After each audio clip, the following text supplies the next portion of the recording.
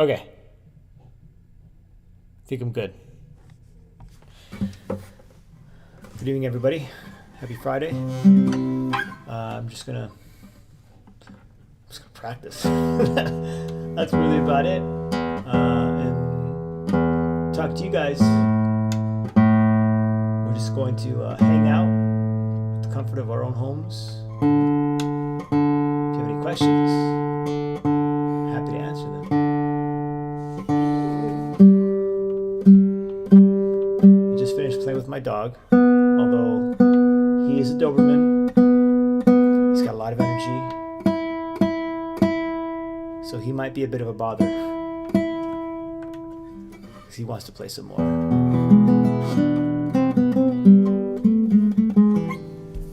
I don't know if you guys can see him.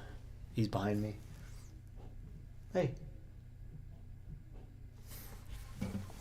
Okay, here we go. So we were doing this, I think, the last time. So we're just going to work on this. And I finally was able to, the information stuck from the last time, the mordant being the written note, and then pulling off and coming back, or, you know, not exactly pulling off, but alternating from the written note to its lower note. The trill being starting with the note that's not written, starting with the note above and landing on the written note. So that's the difference. So we have, oops, 1, 2, 3, 1, 2, 3, whoops, that E's tied. Yeah, that E's tied, so I don't want to play that one. Let's see that again. 1, 2, 3, 1, 2, 3, 1, 2, 3. What?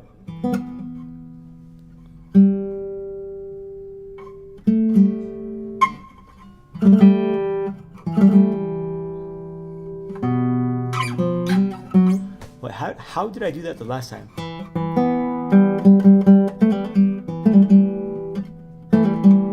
When did you do that? I guess like that.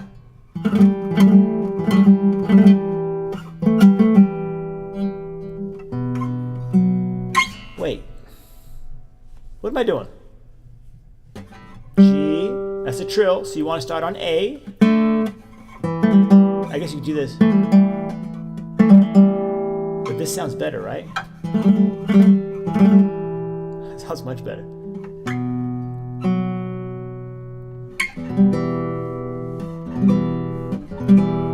And then I believe I mentioned this the last time. The melody is E, not the G, which is the higher note. And our ear will have a tendency to hear this G. It will seek it out because it's the highest pitch. So we actually have to figure out a way to make our ear focus on this one. So that's what I should do. I wasn't sure that it made sense the last time, but giving this a second look now, or the second session, it actually makes sense.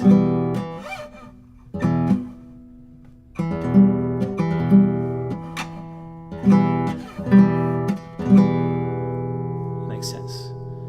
So that means, unless I'm doing something incorrectly here, this.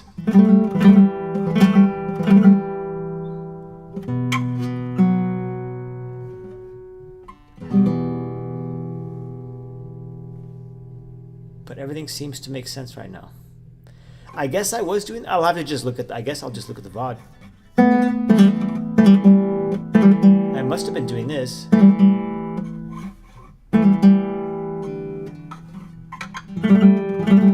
That sounds so much better, right?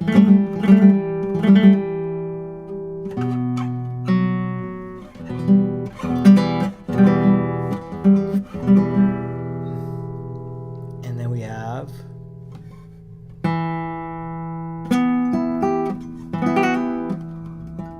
that's the mordant. So the written note, which is G, alternating with its lower auxiliary note. I believe that's technically what the definition is. So G, pull off to F in this case. So F sharp. 1, 2. So this is 1. Let's see. I'm gonna ignore the trill for now. Let's just get the rhythm right. 1, 1, and then a 2. So 1. So that means wait.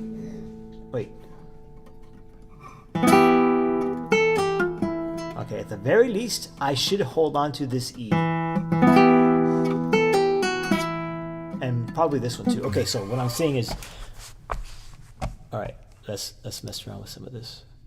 What I'm saying is this right here, those 3 half notes, they need to ring all the way until you play this chord right here, right? They need to ring, they need to be connected. Now you're not going to be able to do it to this E because, let's just leave that. This little, passage here, you're going to be playing the first string, so we can cross that one out. I mean, you're still going to play it, but technically it's going to be no longer ringing, and it's not going to connect with the next chord. But that's not that important. So being able to do it with these two creates the illusion that the entire chord is being connected with the next chord. Hopefully that makes sense. So when I'm playing this, these 2 fingers are still down, so I should be doing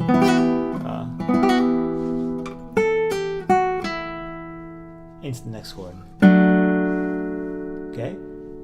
Which makes sense because we have a bar here that starts on this chord and goes all the way, well, not all the way, but it extends to this chord.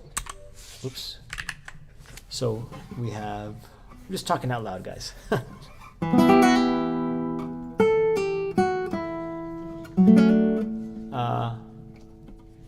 Wait. Oh yeah. What did I do?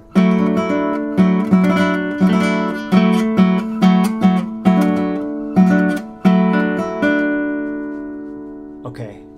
I think there's a bit of a disconnect there. Let's see.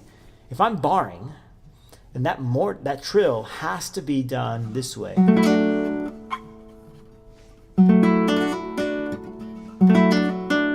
I'm just thinking it through, guys. Give me a second. That makes it difficult. This is infinitely easier and sounds nicer if I do this. It's already almost there, right? It's landing, it's sticking the landing that's going to be cause for concern. So let's see.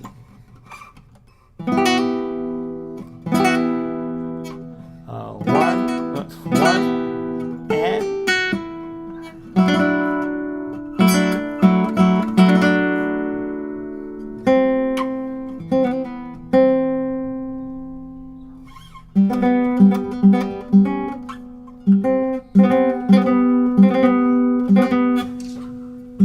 I'm going to say that's a trill. I don't remember what I said last time, but I'm just going to treat it as a trill.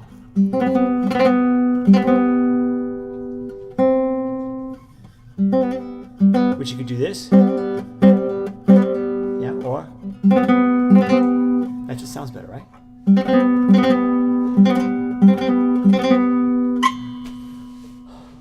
Okay, that's going to be a very difficult measure.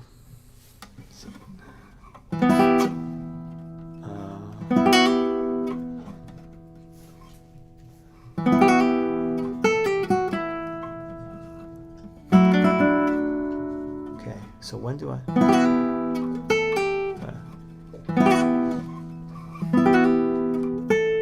Oops. Oh, let me just. I'm gonna play it non-musical and just technically accurate because I keep screwing it up.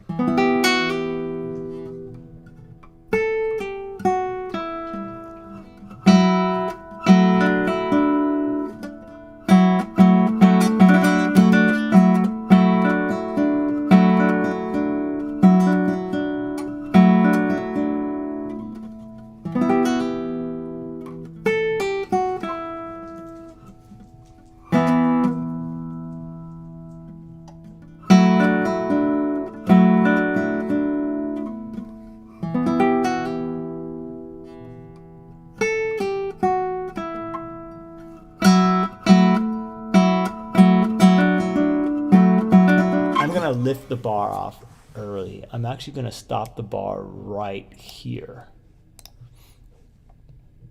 so that I can play this mordant, this trill with an open E as opposed to this way. That's very difficult. So I'm going to do again. And this is all supposed to be very fast, by the way.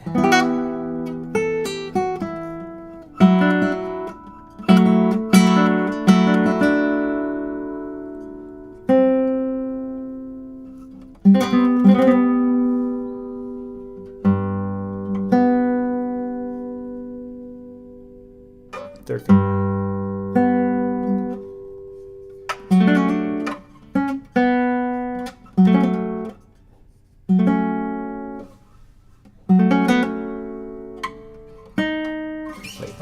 F sharp, A, C sharp, that's a mordant, so it's got to be this.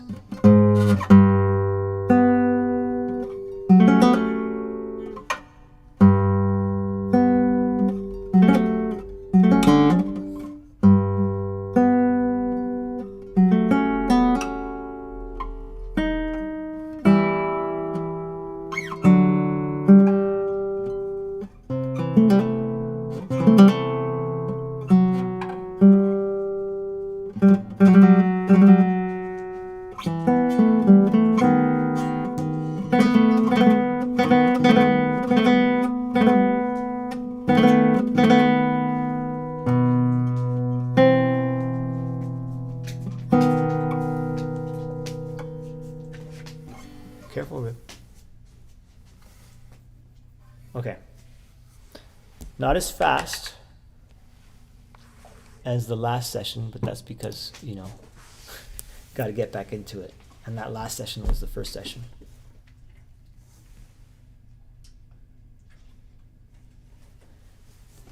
Okay. I don't know if you can see my dog. There he is. Yeah, you can see him. Tickling those keys. Okay.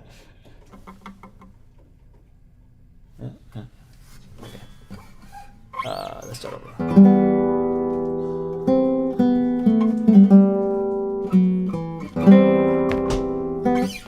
Hey, be careful.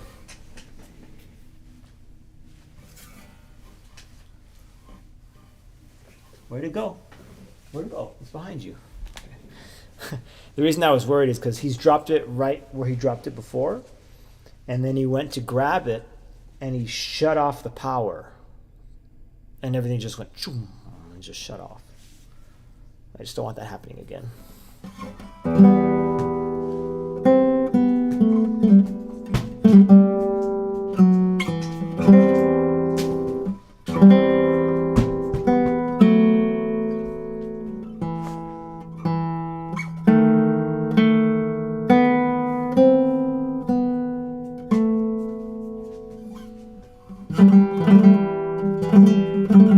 That is a little ridiculous to get to.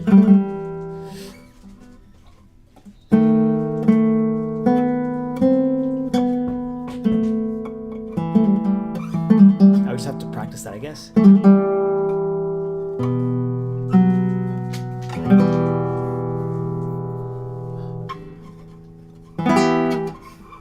I should roll it.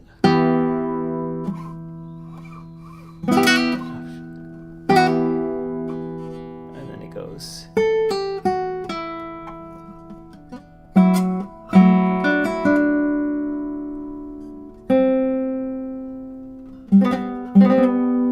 That one's doable.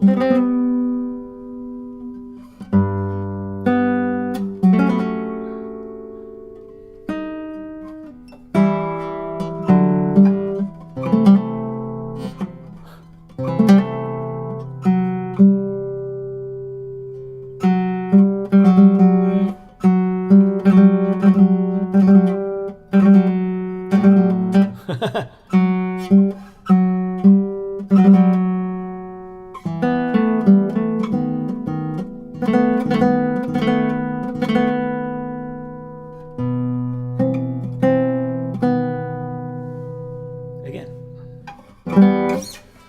So let's see, for those that are curious, my approach right now is still like phase one. I'm just familiarizing myself with the piece. Like, where are my fingers supposed to be? I am doing I'm attempting to do some things like the mordents correctly, obviously the trills correctly. But as you can see, I'm stopping. I'm trying it again. I'm not performing by any stretch of the imagination. So that's where I'm at right now.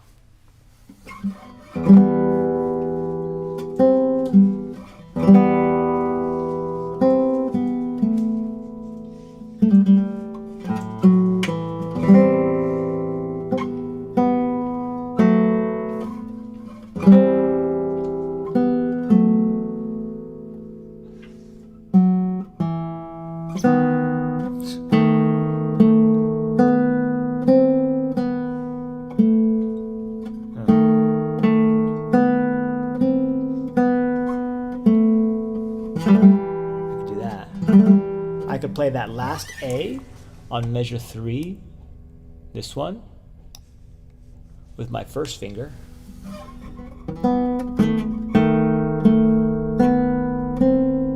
I do have to lift off the D sharp, but that's a possibility in order to get this, because I said this was out of the way, and it is, but this helps make it feel like it's not as out of the way.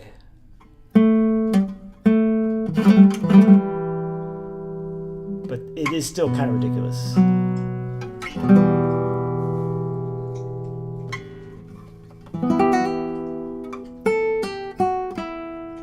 Not rhythmically correct, so don't worry about that.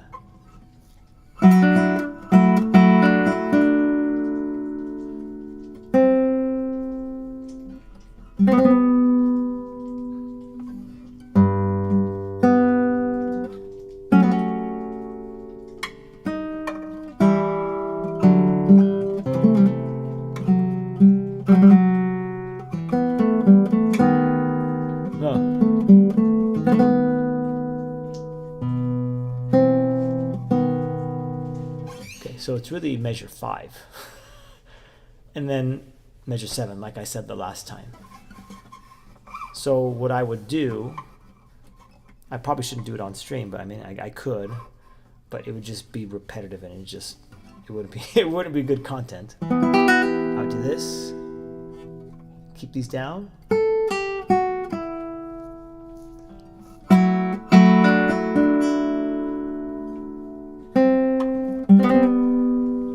Just stop there, give my hand a little bit of a breather, and then I do it again.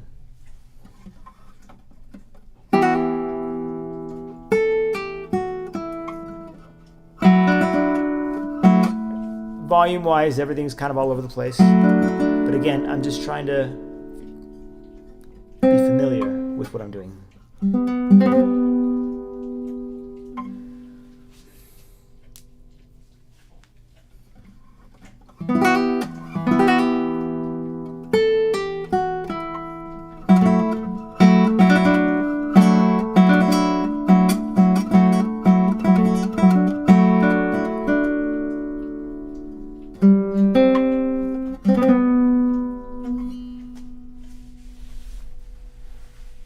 Again.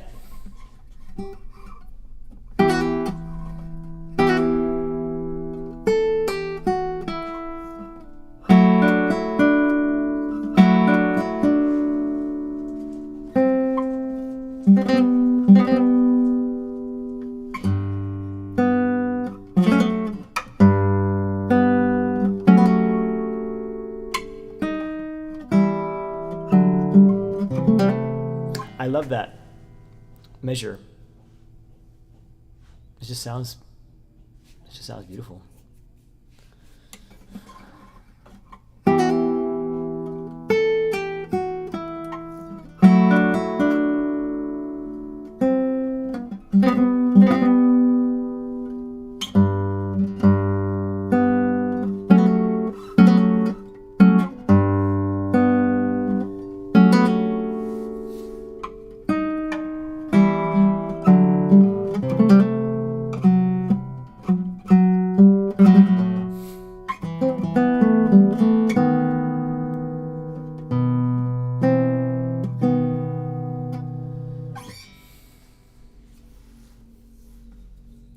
I'm just going to keep doing it.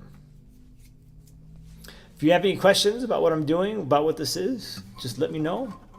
I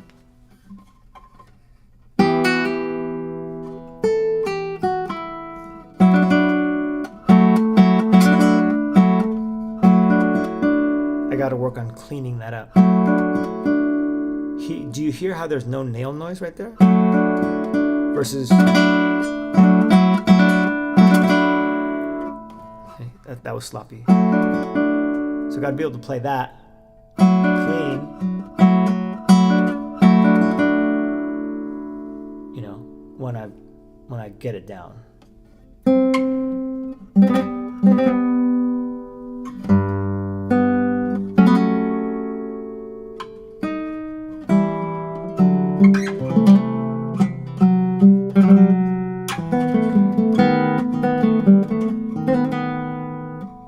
Oh no.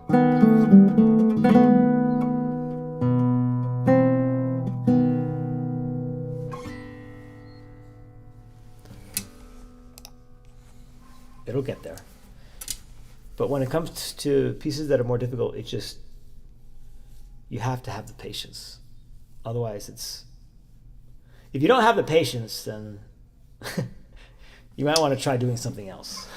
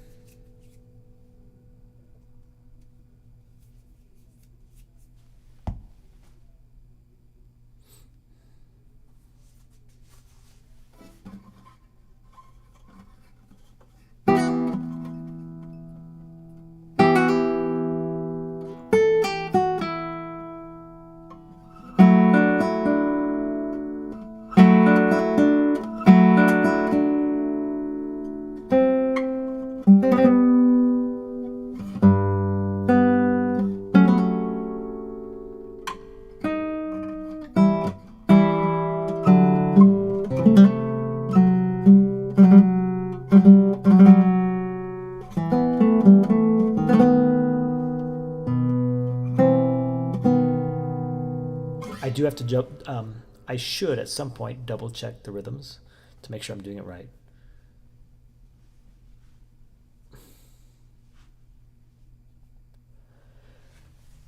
Again, measure 5.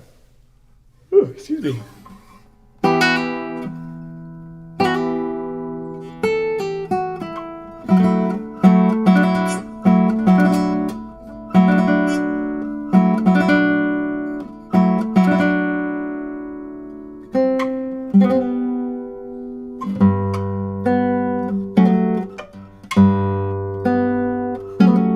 That's difficult.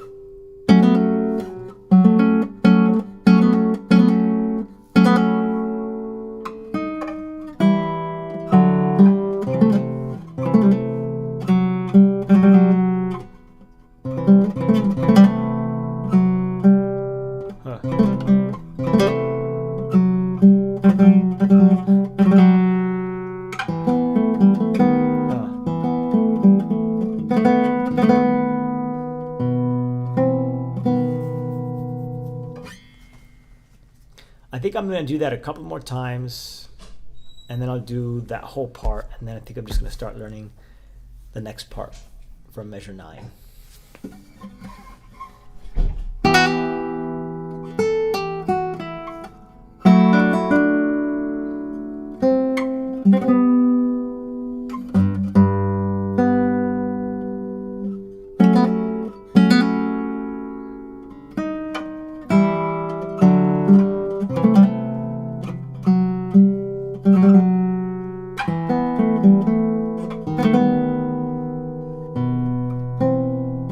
Again, not so worried about it being rhythmically perfect right now. just getting the gist of it.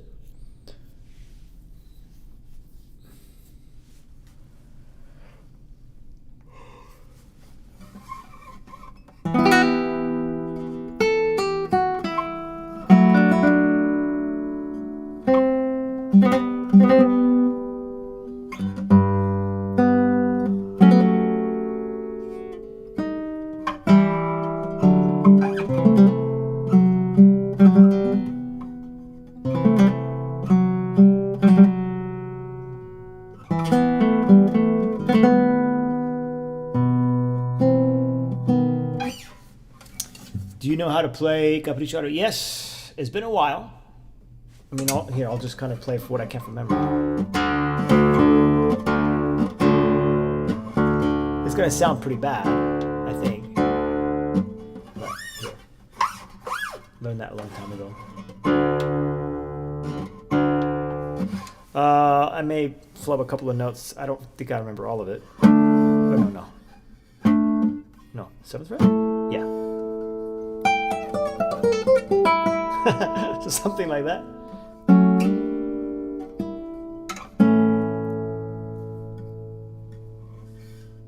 Oops. Whoops.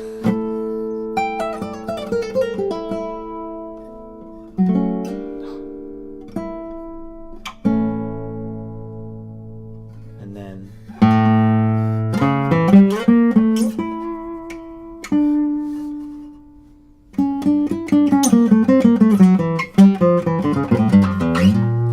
something like that.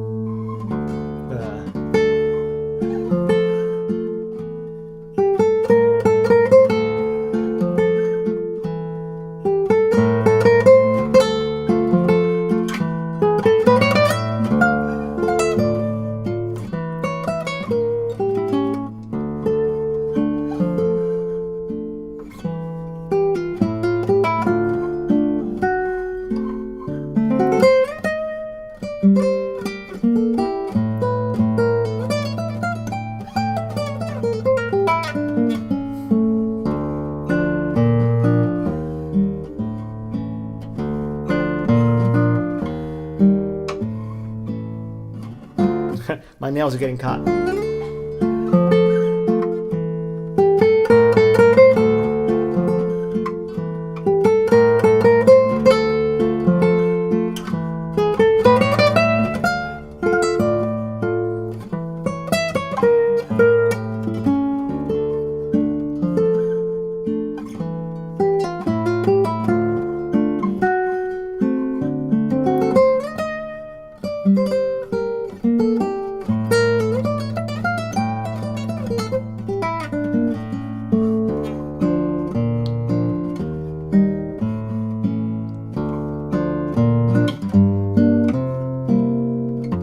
It's just ingrained in my head now.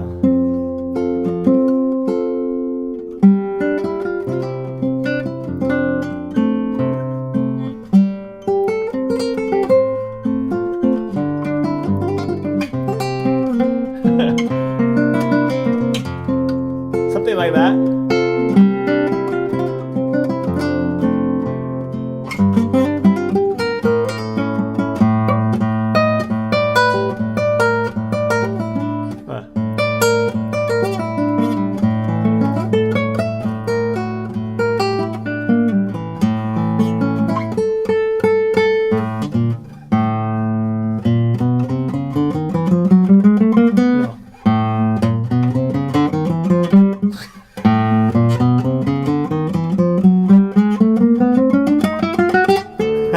That's supposed to be much faster.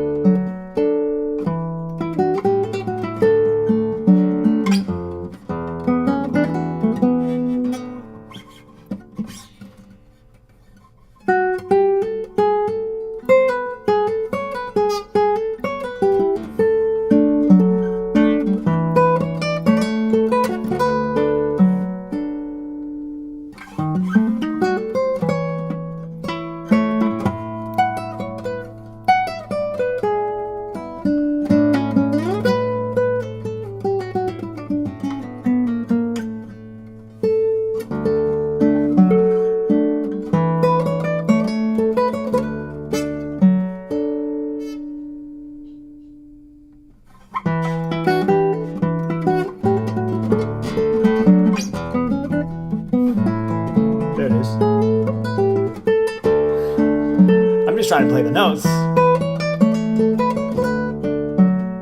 And then this is my favorite part.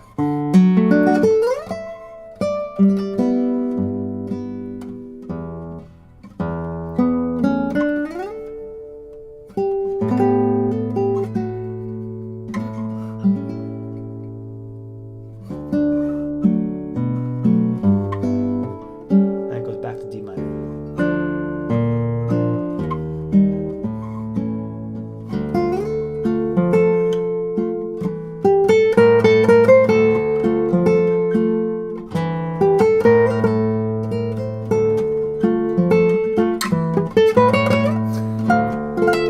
Falling apart.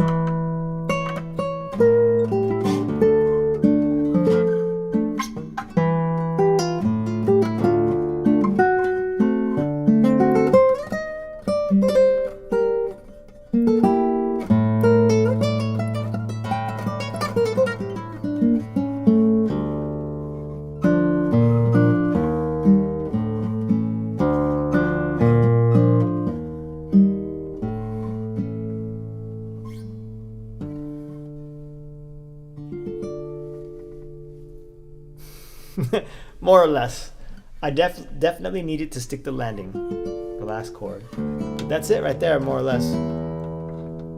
The beginning is your favorite part. Okay, so this. I already tuned back up. Or is it this? Or just that whole beginning? This is nice. Thank you, Jason. It's I haven't played that in a very long time. Before that, okay, just the harmonics then. The this.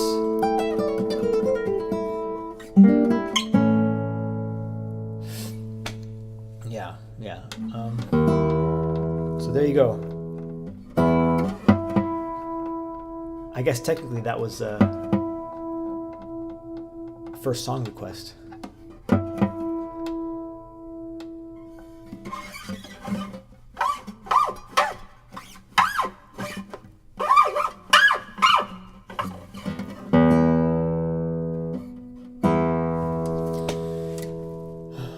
After hearing the rest, made me enjoy it more. Is it a hard song to practice? Nothing's hard to practice. Because practice, you could make anything as easy as you need it to be in order to get it down. It's breaking it down to its essential parts. So the difficulty isn't in practicing it. The difficulty is in putting it all together at a desirable tempo. And not making any mistakes. That's the difficulty. Yeah. If you just do it slow, it's fine. Obviously, you need to be at a certain level in order to play that one. You got to have some skill sets fairly mastered. I and M alternation being one of them. Because in the beginning, right? And then you have to know what finger to use. So that you're not string crossing. That's sometimes why I stopped, because I was using the wrong finger. So when I changed strings, like, oh, that doesn't feel right. So I did it again. So I have to start index. And then that obviously needs some practice. What book did you get that piece from? I was taught how to play that piece by rote. I didn't read it from a book. So when I presented it to my professor at the university, she's like, no, that's not right. You need to look at the music. And so she avoided it at all costs. Because the problem is I learned it that way. And so she didn't want to have to deal with having to correct all of the ways I was playing it incorrectly. But no, I was taught by my professor at the community college when I was in high school. And he would just show me a part, and then I'd practice it. He'd leave, and then I'd practice it. He'd come back, and he'd show me the next part, and I learned the whole thing that way. It wasn't until later that I actually looked at the music, and I reworked it so that it made more sense. But I'm probably still, in some ways, playing it the way I was initially taught, which is not good, But it's good to know what the actual rhythms are instead of just doing whatever the teacher says. So, but you can get it from, going back to your question, there's a book. I have a compilation. You could get any Tarrega compilation. I'm sure it will be in there because it's such a famous piece. Do you know how to play the Gavotte from BWV? No, I'm currently learning it. Well, trying to. No, I don't know that one. I only have, this is the majority of the Bach that I have, and it's not in this one, right? 10-12? No. Let me double check. No, it's not in here. This one has 995, 996, 997, 998, 999, 1000, 1001, and 1006, but not 1012. So if it's not in here, I don't even have a copy of it. I couldn't even tell you, Jason, what it sounded like. I'd have to look it up. You know what? I'm gonna write that down.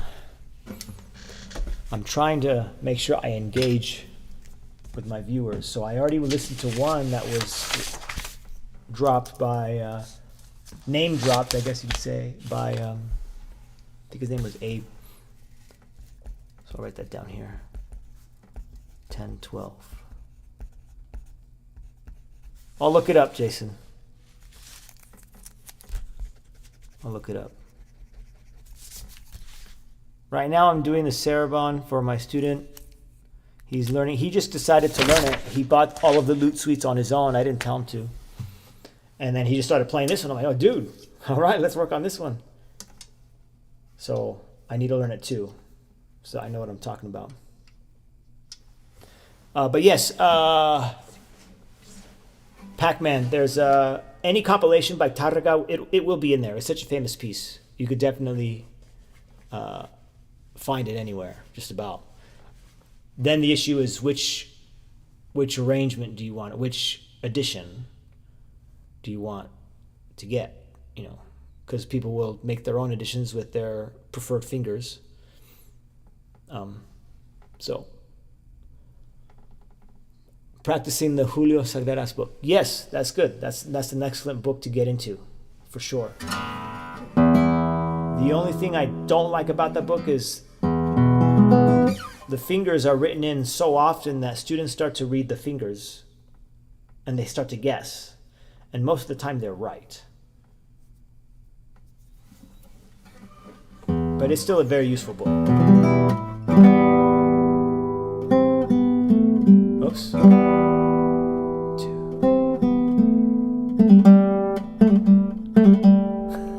Sounds so weak. Oops.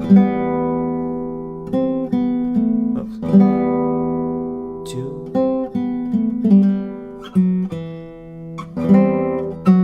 So that has to be 4-2.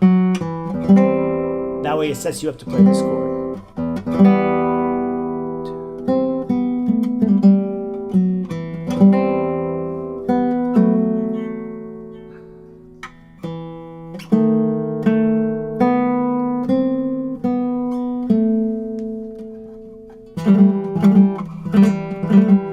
Again, it still feels unnecessary to do this.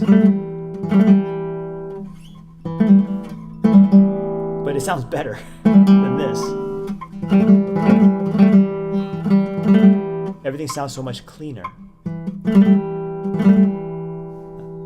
We'll figure it out.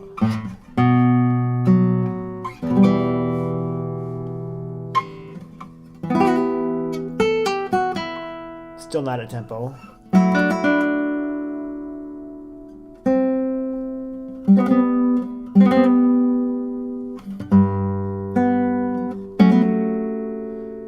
That was also weak.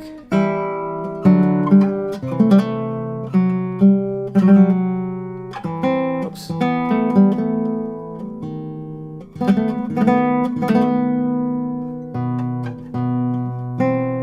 I really got to work out the rhythms of those 16th notes. The cut time is still throwing me off. So 1, 1, 2,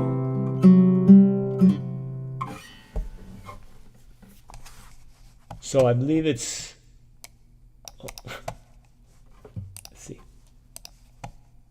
1, 2, 3,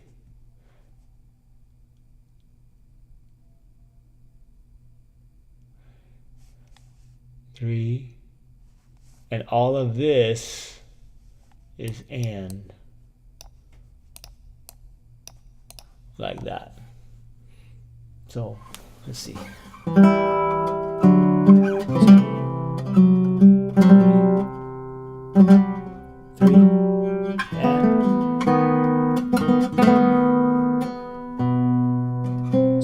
and so that I definitely need to work on those rhythms for sure. So let's see. 1, 2, 3. I keep forgetting to do that mordant at the end.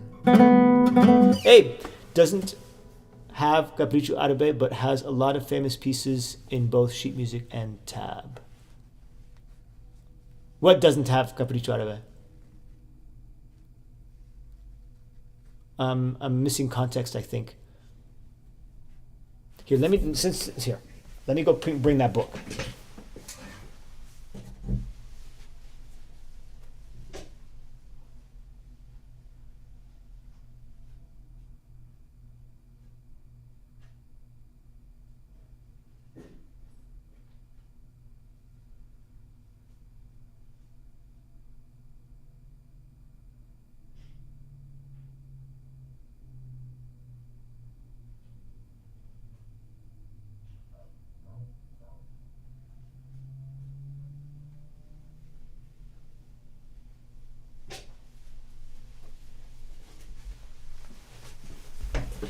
All right, so here, this is the book that I got. I just picked it at random. Where did I get it? I got it so long ago, I have no idea where I got it from. But this is the one, right here. So that's probably the name you want to look up. And it has some really good pieces, some really good Tarraga pieces. But it has, here, let me see if I can show you the table. Is there a table of contents? It's kind of cool. The table of contents has like the names, and it has the, I'm sorry, I'll get it. Wait, how am I doing this? It has like the first 2 measures. So you can, you know, reference the music and not just the name of the piece.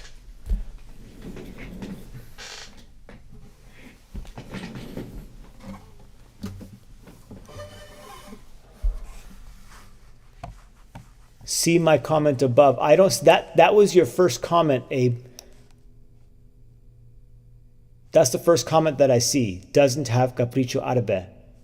I don't see any other comment by you. Which piece, Jason? The Sarabande? Sarabande?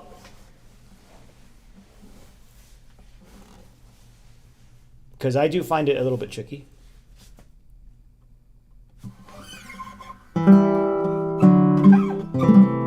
Yeah, I agree.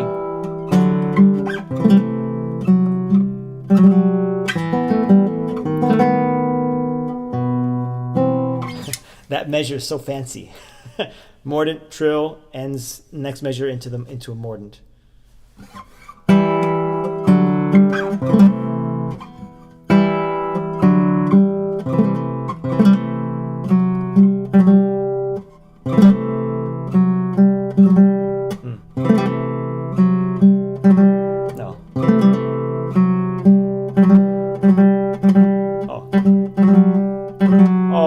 That's what it is.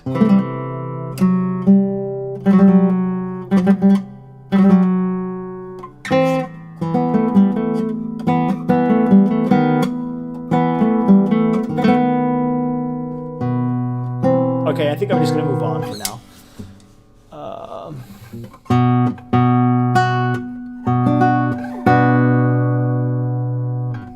So I guess it's this.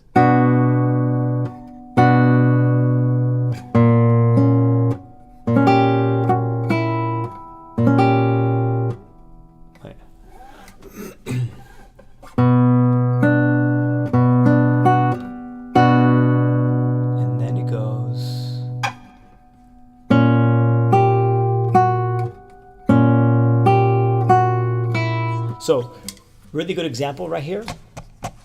Let me delete the, oh, what did I just do? No, okay. Right here. This is a really good example of proper finger placement. So you're looking at this and you're saying, okay, if I'm here in measure 9, the first chord, which I did not circle, I could just do this. Oops. Because I'm going to do, see, that makes sense. 1, 2, 1, 3, 4. But the problem is, well,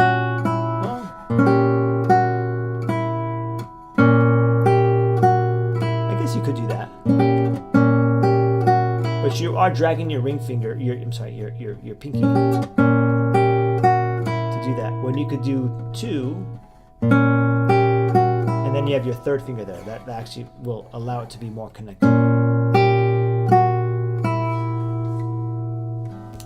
Anyways, how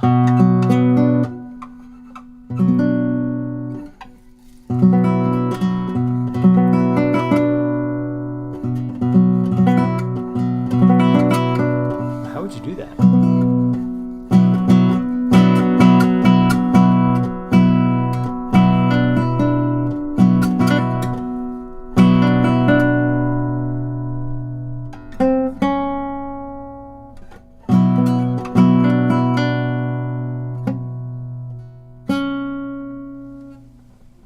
I believe that H means like a hinge bar, and hinge bar is when you're barring the middle strings but not the first string. Seems like my Amazon links don't come through for you. Oh, it's a book by Howard Wallach called Spanish for Guitar. Has a lovely collection of famous pieces. Okay, yeah, there you go. Yeah, I don't know. Maybe there's a setting that I need to click off so that you guys can post links. I don't know. Are you thinking of subdivisions when doing the trills? Or do you feel like it should just play it for the effect? For the trills, no, I'm definitely not thinking of subdivisions. I just think them as decorations. Because, I mean, another term that they use is decorative notes, right? So, no, I'm not thinking about subdivisions at all. When it comes to... no, I'm not.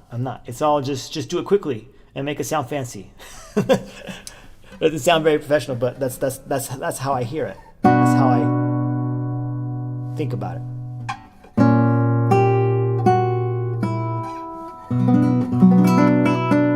So you're supposed to be doing this.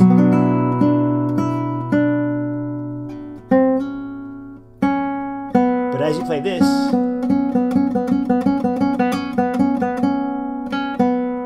you still have to keep these down, so I'm kind of confused. You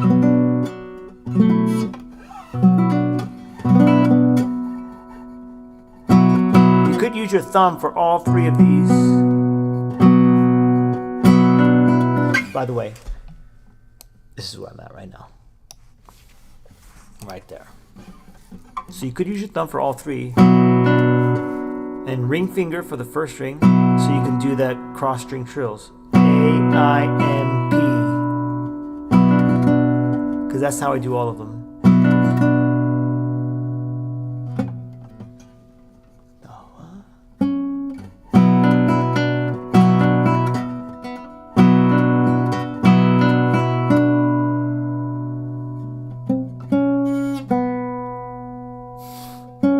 Maybe I could do this. That's not what it says. But that's how I'm understanding it currently. Maybe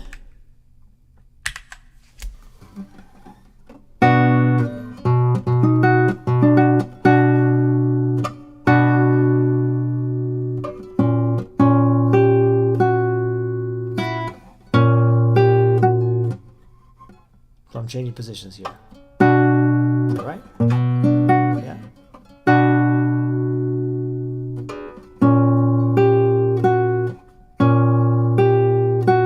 Open. Yeah.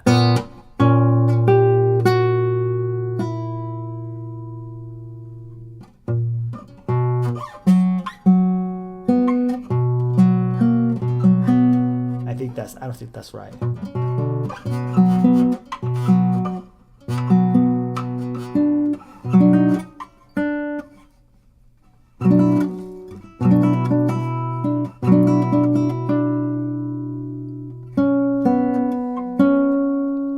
That doesn't seem right. I mean, no, that can't be right. Because you have this right there. Dead giveaway, 2nd fret. You should be on the 2nd fret.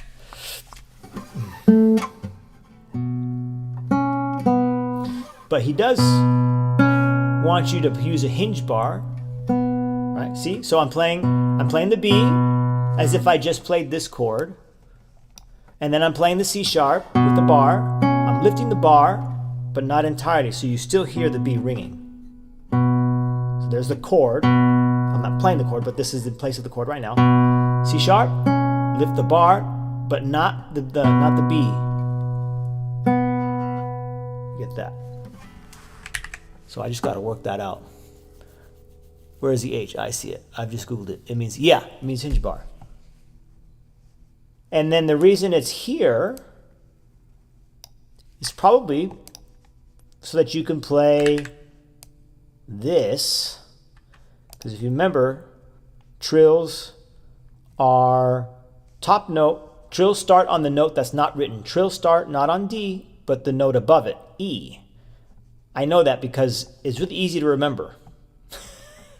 Very, very easy to remember. I learned it very quickly. That's a joke, by the way. I could not remember all morning yesterday. I kept mixing the two up. So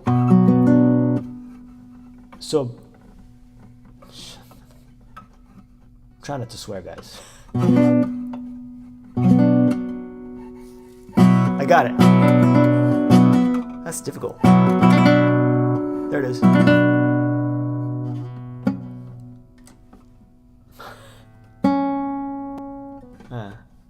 No, I don't have it.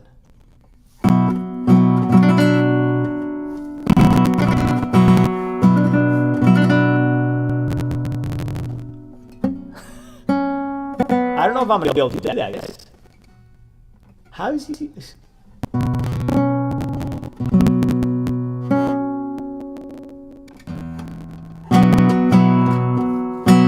Okay. I think I got it. Hinge bar. Oh, it's right there. Hinge bar. Now you just place the bar. Hinge bar. Okay, I got it. So, yeah, okay. It's right there. I just need to read it. So hinge bar to start it. And then when I finish that trill, I put the bar down. And by putting the bar down, you're actually stopping that first string from ringing. Which is what you need, because you want to make sure you end that trill on D, not on E. So we have lift the middle finger. That's a part of the full bar. Lift most of the bar, so it becomes a hinge. You can play B while still ideally hearing these. I got it, guys. I figured it out.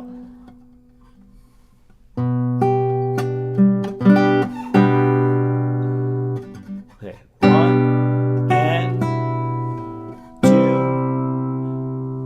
And then this. So for whatever reason, Jason, this is going back to your question about subdivisions. So look at that. 5/8 notes grouped together. So my question is, does this mean 5/8 notes in the space of 4?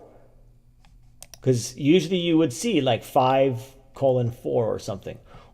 Or is this note right here the last note of the previous group of 4/16 notes that are not written in? And they just, for whatever reason, decided to attach it to this group of 4/16 notes. So that's a question I don't have an answer to.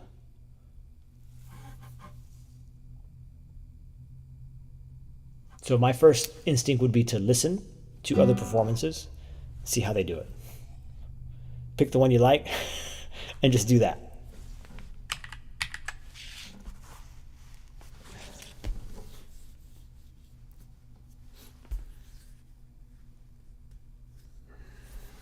Okay, let's go back to measure 9. So we have this, and then we have this.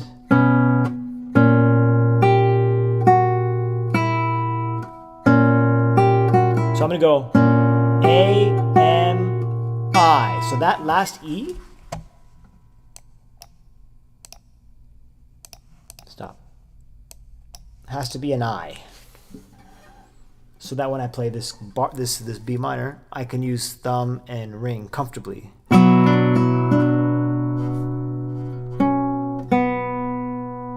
it is, I just did it.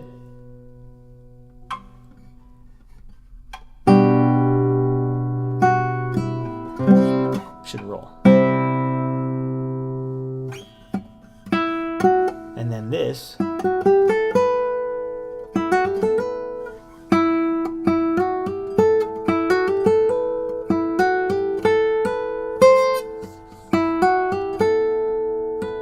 C, F sharp, C, A.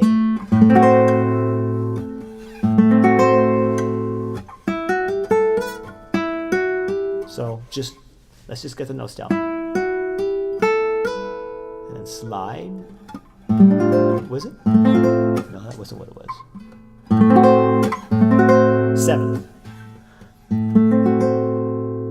I guess it would just be part of the last dotted half note. I don't know, that's what I would think. Let's see. 1.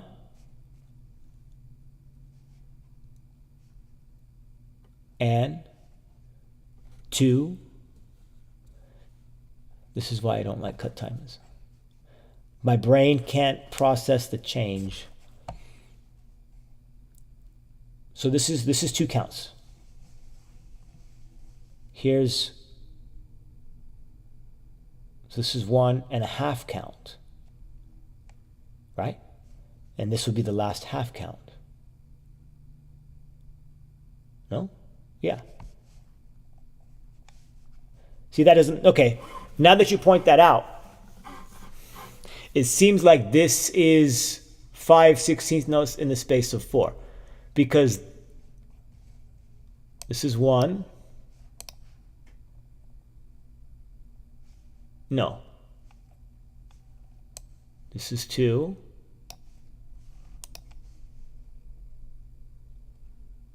Dude, I don't know, man. 2. And this is...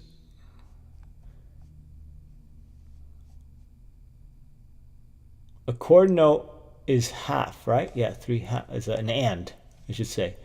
So these 4 would be an and. Dotted half note would be 1 count and then a quarter note.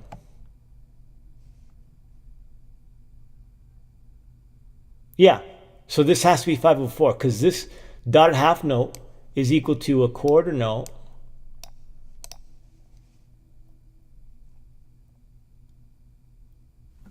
the dot, I should say, is a quarter note. So if you have a half note plus...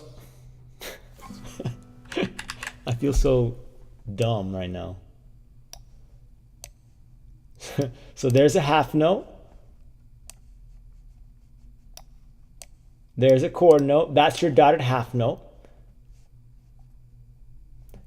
That would mean these 4 would fit with this. But we have an extra 16th note. So this has to be 5 in the space of 4. I guess I'm seeing it like a dotted quarter note going to an 8th in 4/4.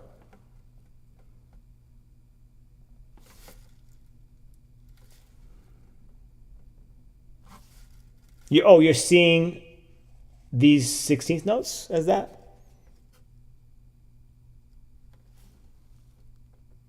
Dude, I don't know. But this makes sense to me. Maybe it makes sense to you guys. Maybe you guys can correct me. But half note, dotted half note means half note and a quarter note, right? The dot being half of its original note value. Okay? These 5/16 notes would not fit because all that's left is an and.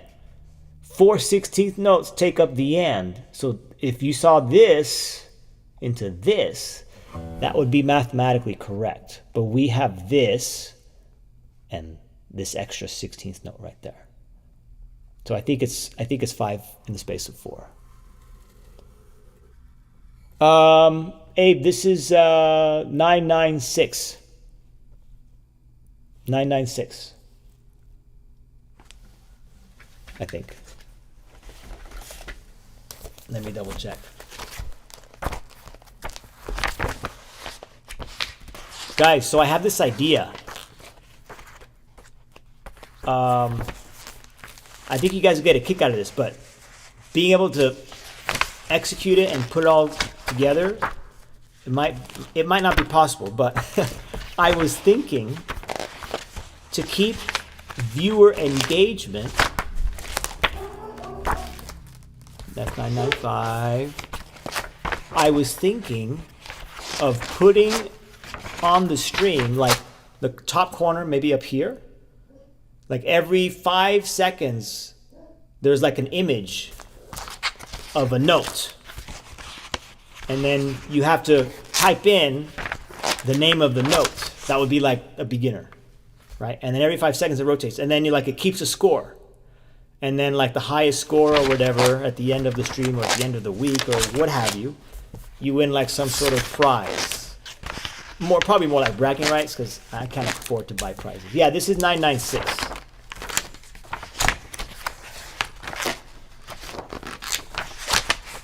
And then it could get advanced. So instead of a note, it's like a triad. And then you have to name the triad. And the first person, oh, that's F major. And then we could do extensions. Oh, that's F7. Or we could do inversions. Oh, that's G over B. And you just type it in the chat. I think that would be really, really fun. And then you're practicing. Or you could name intervals. I remember when I was in the university, there was this lab class. Or no, it wasn't a class, but you'd have to spend some time on the computer identifying things. That's sort of where I got this idea. And you would identify intervals. Okay, you just see 2 notes. Oh, that's a perfect fifth. And then you would be graded based on how quickly you did it and how accurately you did it. We could do intervals as well. We could really get advanced. We could do like maybe longer, or maybe this whole part right here could be like the first couple measures of a really famous guitar piece and the first person to name it. If you have to read it to figure out what it sounds like, you could read it. But I was thinking about that the other day. I think that'd be really cool because I hear there's a lot of AI people or people that are using AI to make games. Like you don't even need developers anymore. They just kind of tell the AI to develop this, whatever. So I actually tried it yesterday. That's why I'm a little concerned because I told the AI to create an image of an F, like create an image of a musical note F, and it did not work out. But I thought that would be really, really cool. So anyways, I don't know what triggered me to say that, but all right, so we figured it out. And Abe, if you want to take a look at the other scores, like I said, it's 996. I believe this is 5/60 notes in the space of 4.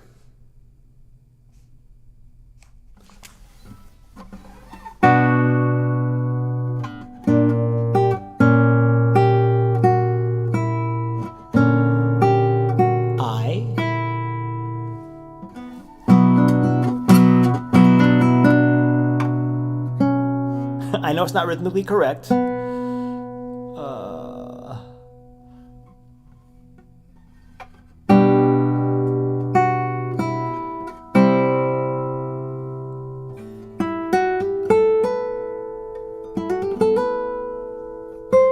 was a 7th shape, right? Yeah. Sometimes that helps. If I feel like I had an advantage when I started studying classical because I knew my bar chords, I knew my shapes, the different 7s and stuff like that. And so that helped me with my reading. I would say, okay, so I didn't have to read. I could just say, oh, that's just a 7th shape, which I just showed you right now. I demonstrated to you how I did that. Oh, that's 7. Don't have to read the notes. So you could do that every once in a while to help you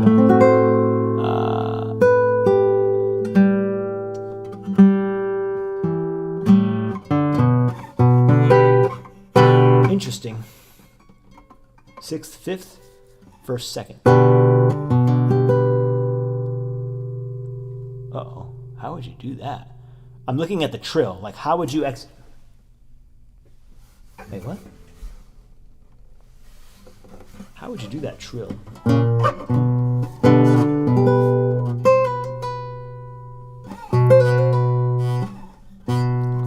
Oh, it's 3rd string too. I'm going to skip that one for now. I'm not going to attempt that. How would you even do that? How would you do this as well as this? You'd have to take out some of the notes.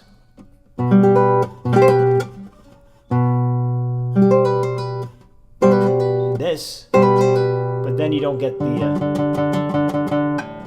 D.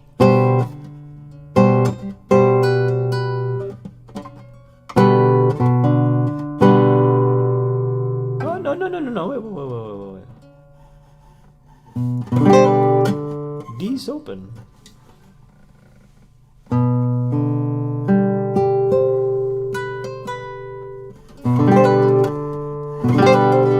That's hard. Let's see what it says in the... So there's an asterisk there, so there's going to be another way to play it. So let's have a look.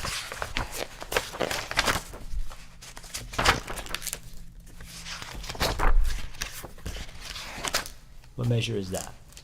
11.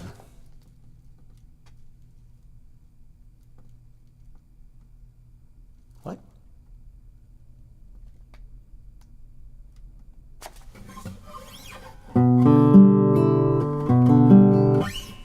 Okay, that's weird.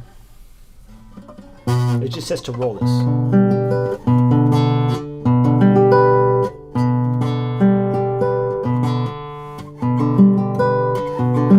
Oh. Why would you do that? It's saying P-I-M-A, and then you come back with M at the end to play the 1st string. I mean, it works. But I don't know why you would just use thumb. In the edition I'm looking at has the 5 over the note. There you go, 5 over the notes. So 5 16th notes in the space of 4. And again, that is referring to this right here. Good, there we go. I guess that just this edition makes the assumption that you can math and figure it out. For whatever reason, I just had a hard time doing that. All right.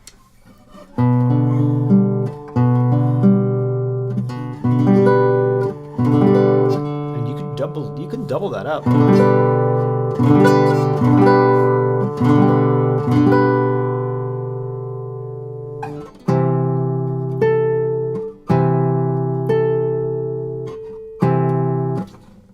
D on the 5th string. Oh, we shift down. Oh, G should still be ringing.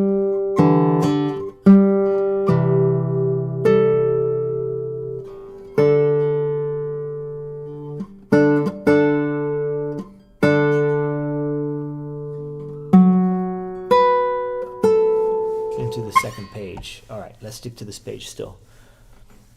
Well, it's been interesting. Have a good night, Abe. Thanks for stopping by.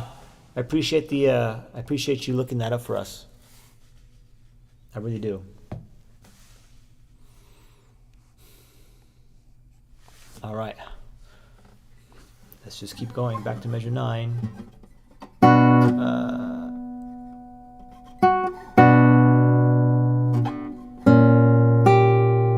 Again, not worried about the rhythms. Just want to know what I'm playing. That this is... Oh, no. I should write that. I should keep this I here.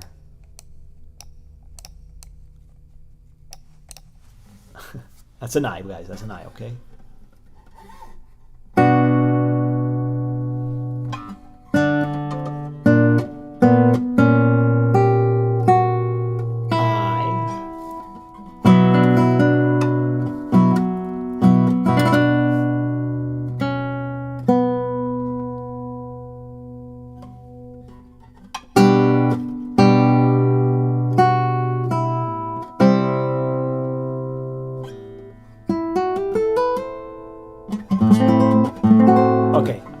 I was actually omitting that bar. I was ignoring that. That's really important. So you put the bar. Wait, what? Yeah. So that the bar is down there, so that you're ready to play the chord in measure 11. So you have obviously much better than that.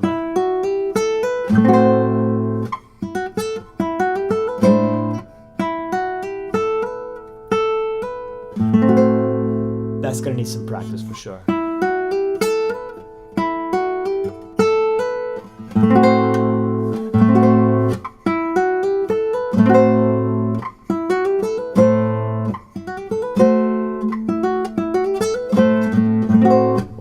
No, I am supposed to roll it. I was asking myself, why am I rolling it? But it tells you to roll it.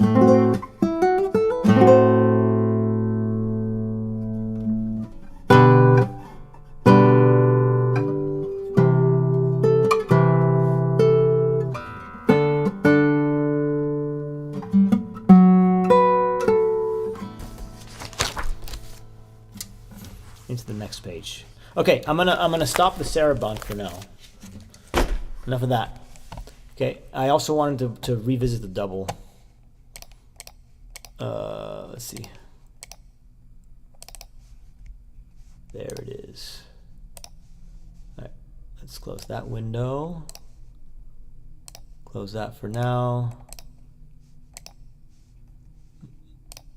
Oh, no. There it is. So I was surprised. I played this, I think, in one of the last few streams to demonstrate that muscle memory is such an important part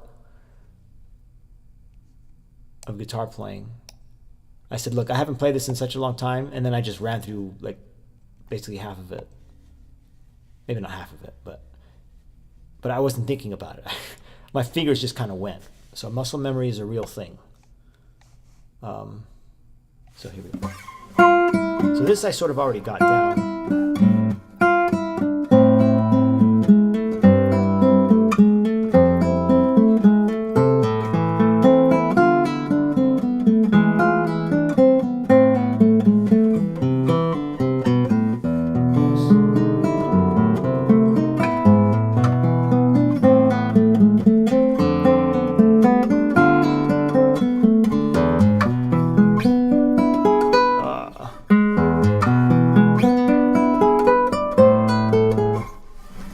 Using the right fingers there, but that's pretty good. I'm definitely stopping all the bass notes. I remember that was very challenging at first. I'll start at measure 7. But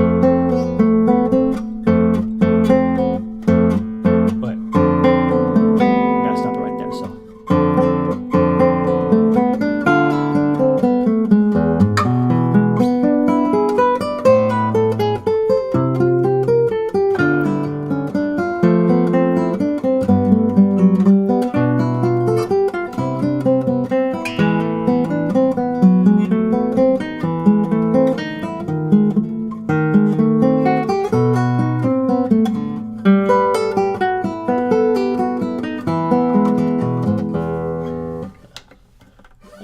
That's not that bad. I feel like I just gotta keep playing it, and it'll eventually get back to where it was. Because like I said, over Christmas, I was preparing for a Christmas performance, and I overdid it, so I had to stop playing for a little bit. Yeah, I believe you. I'm obviously still working on it too. It's a lot of notes, dude. It's just a lot of notes. I mean, it's 3 pages of that. There's no way around it. So my approach, if it helps any, my approach was just to play it. To play. My approach was to so before I stopped practicing in December, because of I was just doing too much. I was practicing 3 hours a day, and I would always start with the double, and I'd play it 3 times, and I'd play it slow 3 times. It took about 20 minutes. That's all I did. And so that's how I can play it after not having played it for a couple months.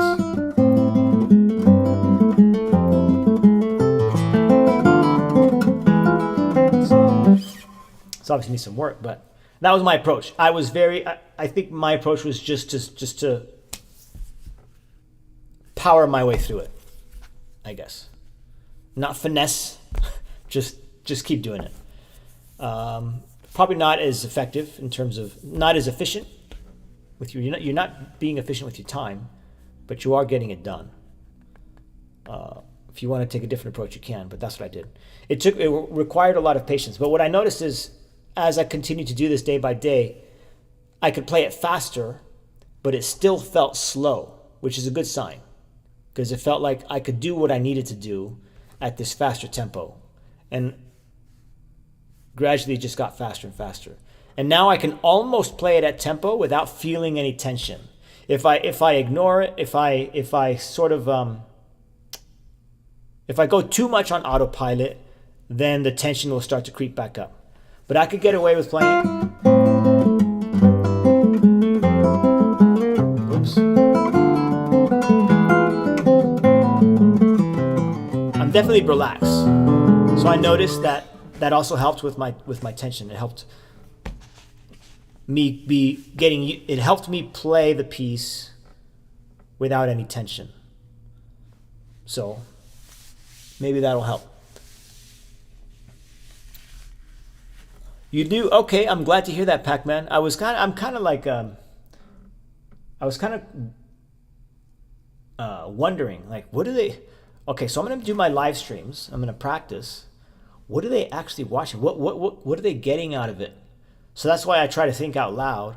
But if you like it, then that's great. You could play them while you practice. Well, yeah, play them too. Might as well. I mean, I have it up here. Might as well, take a stab at it, see what you can do. And then if you like it, if it's something you've never heard before, okay, you can look into getting your own copy and figuring it out, So, and that ties in with what I was saying earlier. Having a game like right here would be really, really fun. Very insightful streams. Thank you, Jason. So yeah, here we go. I'm just going to do this slow. I'm not worried too much about the musical side of things. Although I probably should fairly quickly, because it is coming. It did come back to me fairly quickly.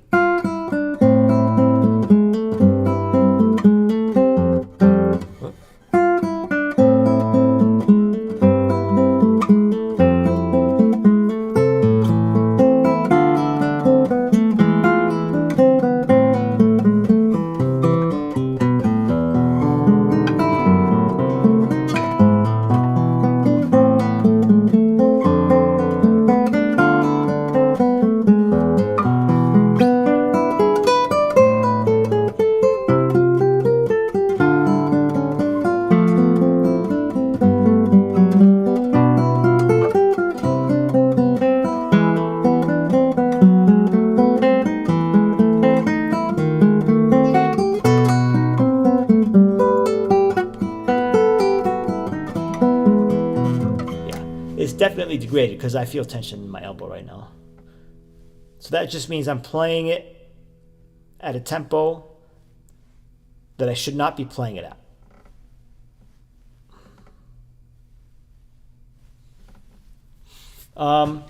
What I really need to work on, this was the trouble spot too, is basically this right here. Come on. All of this. That's the trouble spot. I don't have the fingers written down because I made copies and then wrote on the copies. So I know I'm not playing that exactly the way I was practicing it a few months ago. It doesn't feel right. There it is. Also, when I place this bar down, I'm hearing that,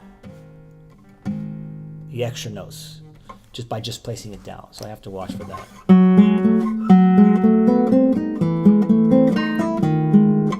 See, I'll do it on purpose so you can hear it.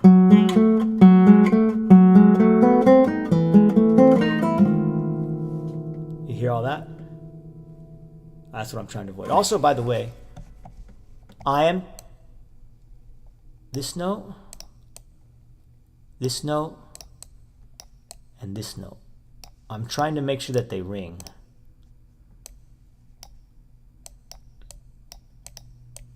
Ring, ring.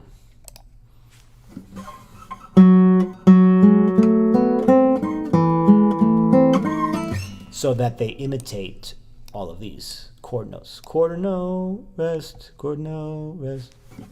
So I stop it right there. I stop this one right there. And I don't know where I stop this one. Let's see.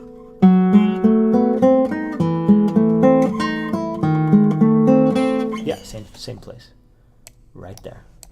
Basically the length of the chord note. So just imagine that there's a bass voice, an extra bass voice, playing this in unison as a quarter note. Dun, dun, dun, dun, boom. It's the B. All right, that looks very cluttered.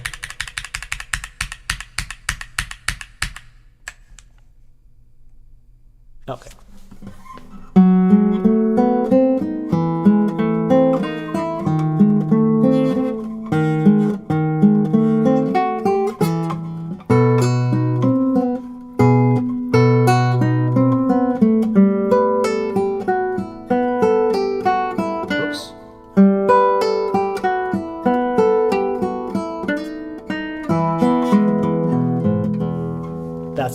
That was also a trouble spot.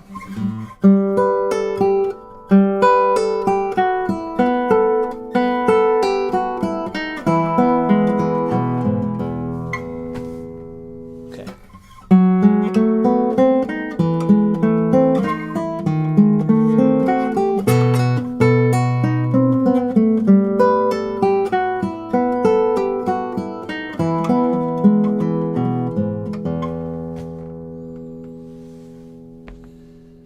And this is where you kill the magic. You just don't stop doing it.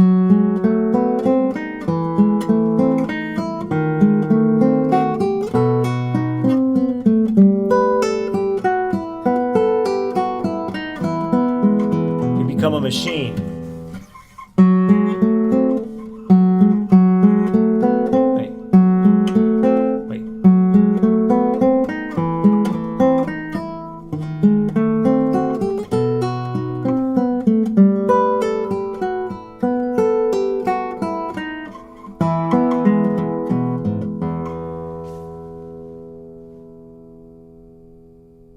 I am feeling tension in my elbow.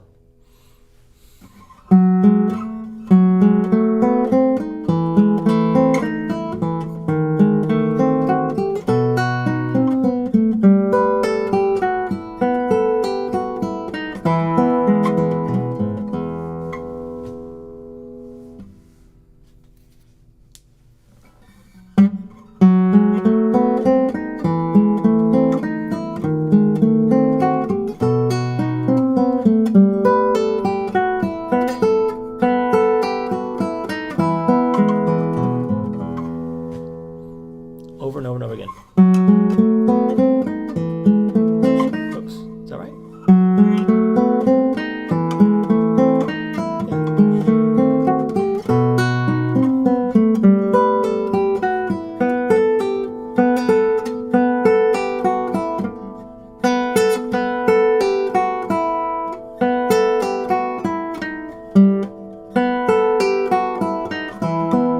You know what? I don't think I played this rest. And honestly, I don't think I'm going to bother. Because you're going to stop it in the very next 16th note when you play this D sharp. Yeah.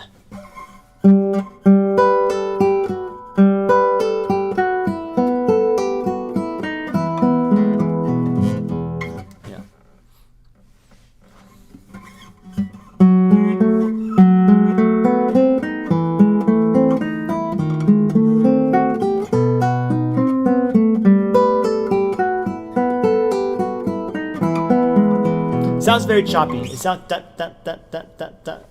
doesn't sound legato. This sounds pretty good, but the second half of what I'm playing.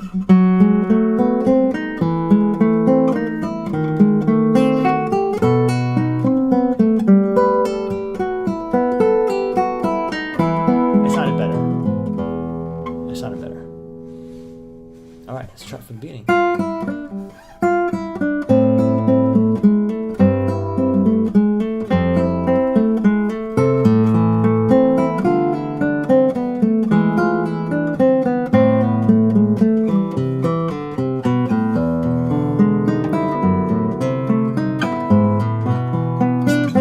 I try to make those arpeggios very airy. I let them all ring.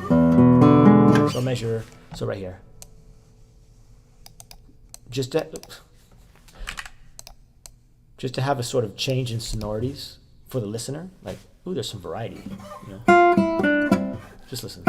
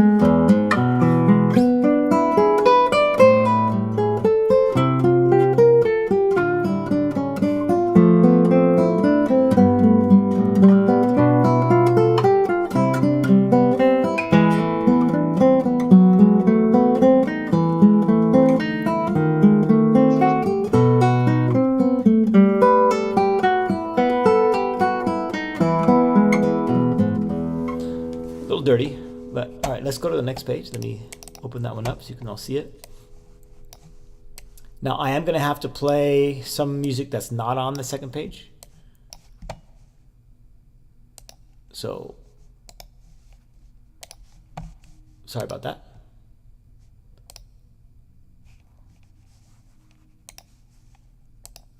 There's the second page. Minus 1, 2 measures plus a pickup bar. Nope, don't do that.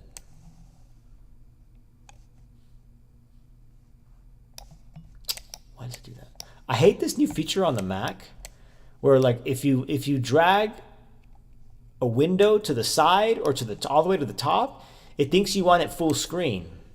It's annoying. And I haven't gotten used to it. Like I want it to go all the way up to the toolbar, but there's like this feature that'll blow it all up. It's like, dude, no, I just want it there.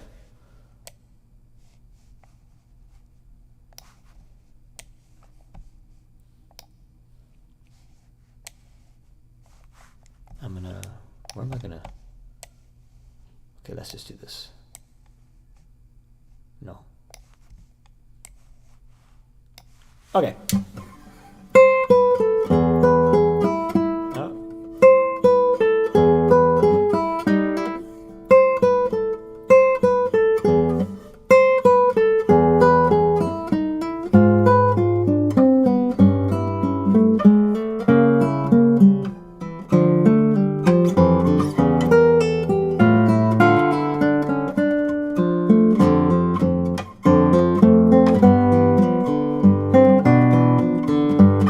I break my own rule. I do turn this on. Index, index, index, index. You do have a hammer on, so there is a little bit of a break, but I definitely do that. So I'll just start on the second page.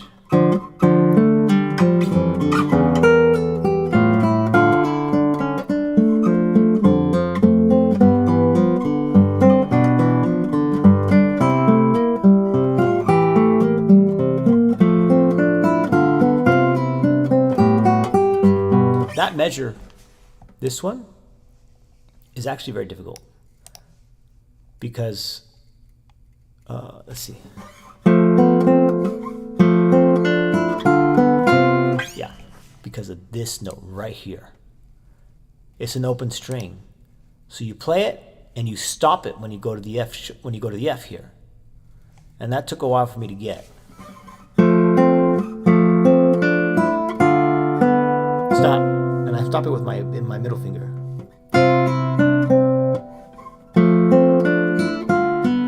It also sticks out. It's just for whatever reason it sticks out too much. So I try to play it softer, but then I play it too soft. It just has to be just right.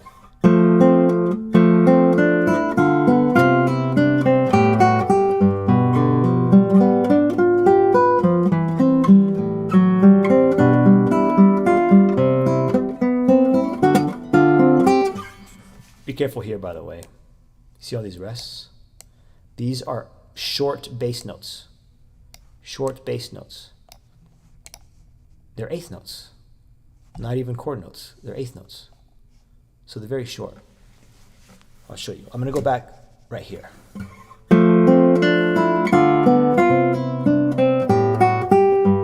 Also, wait.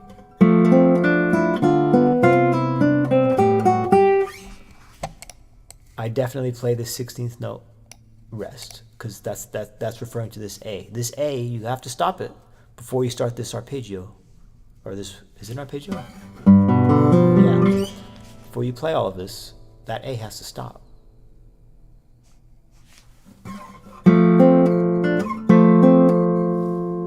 Gotta file my nails, they're catching.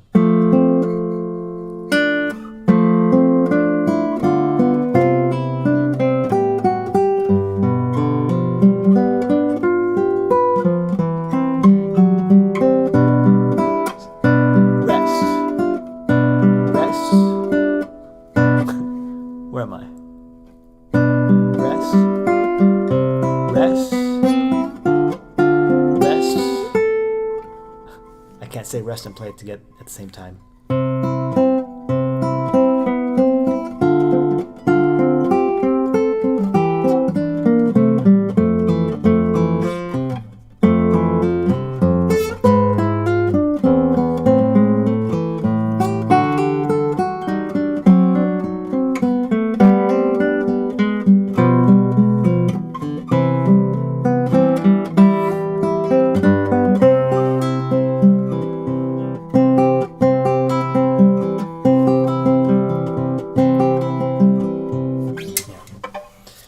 All right, I'm going to start on the first page. Let's see. Good. So you're not going to see the first two measures.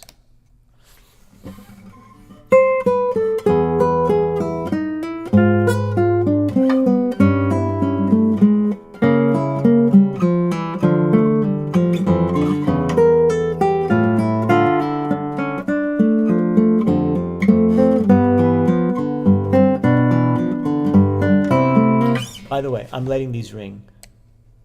D, D, da, da.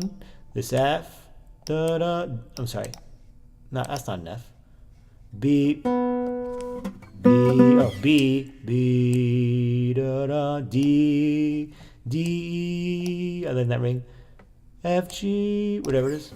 F, G. I'm so off. F, G. So I'm going to start right here.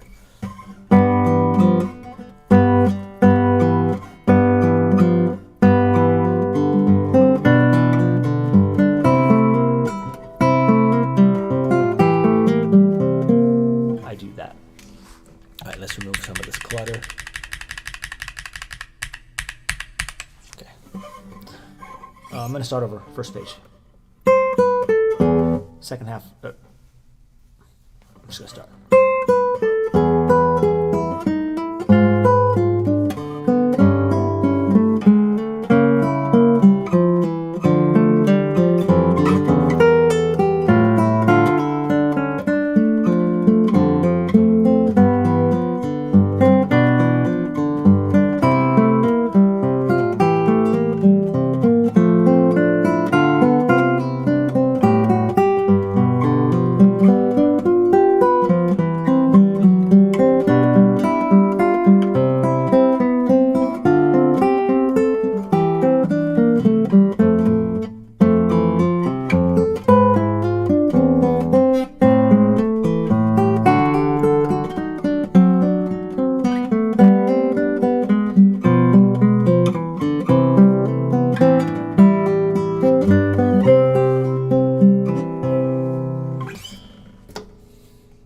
So the reason I was playing it, and I thought I should explain the reason.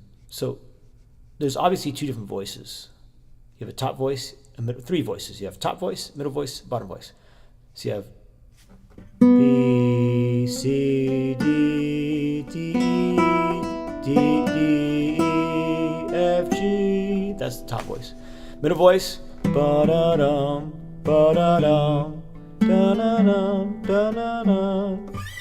And then you have bottom voice. G, D, B, G, C, C, E. So even though it's only written in two voices, there's definitely a third voice in there. So it helps to, you're sort of making it its own. It's not written in as a third voice, but it's there. So you're sort of, bringing that out. I don't know if that makes any sense.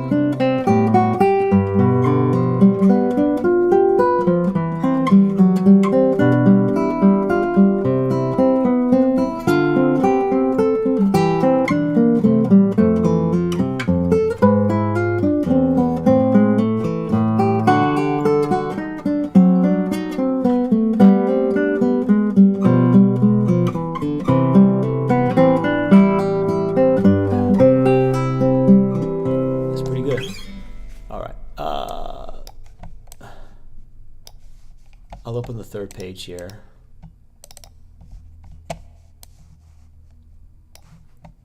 How am I going to do this for the stream though? I don't know.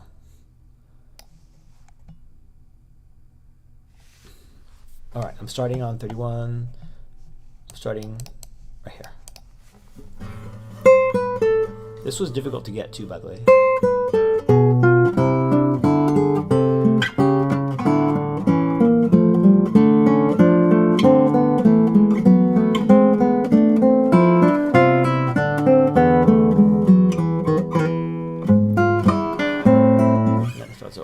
So that's pretty much all of it. There's a little bit of a slight difference at the end when you repeat the motif or the beginning again. But that's most of it. So let's do that again.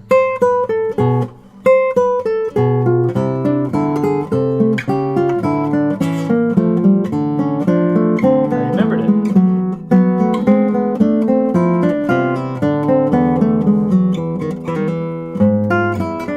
By the way, you should still be able to hear this note.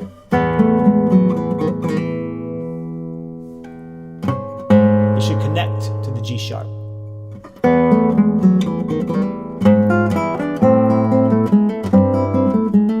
It starts over.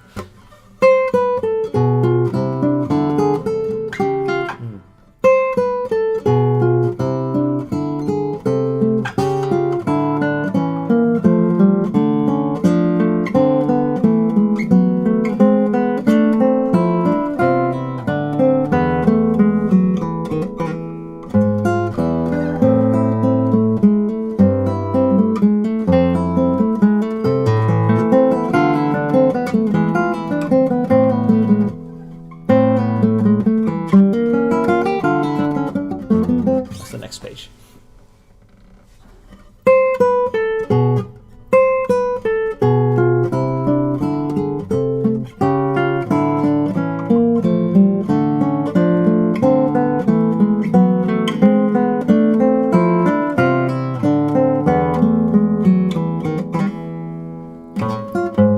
I made a funny face because I mixed up the fingers, but I worked it out.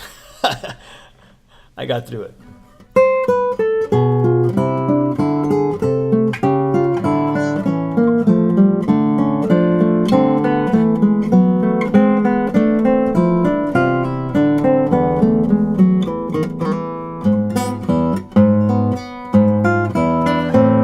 Yeah, so there's a lot of work that you didn't see that went into these measures, like figuring out what fingers to use. That takes a little bit of time. For some, it comes intuitively, I guess, but I needed to work it out because I kept playing it differently. Like this is not the way to go. I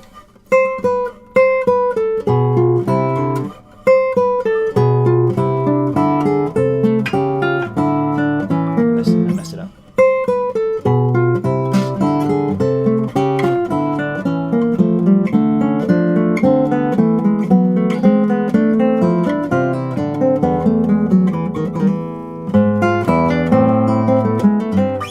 I'm speeding it up, but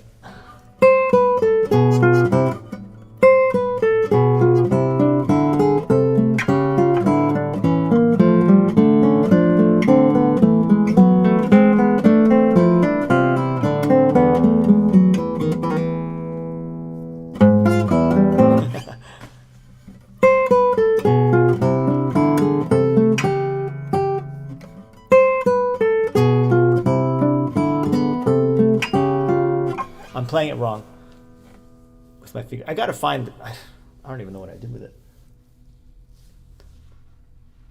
I might have lost it actually.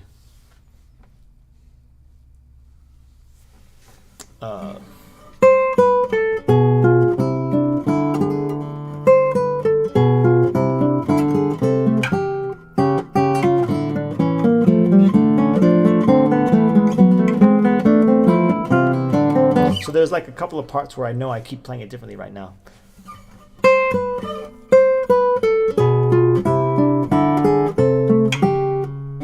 Why do I keep screwing that up?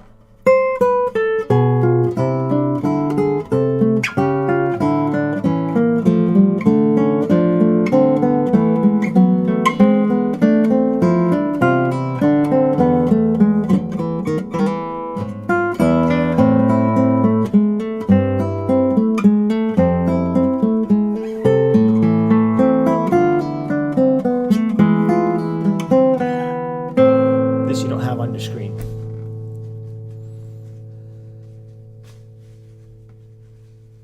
Wow, almost 2 hours. My wrist feels okay. So, should be all right.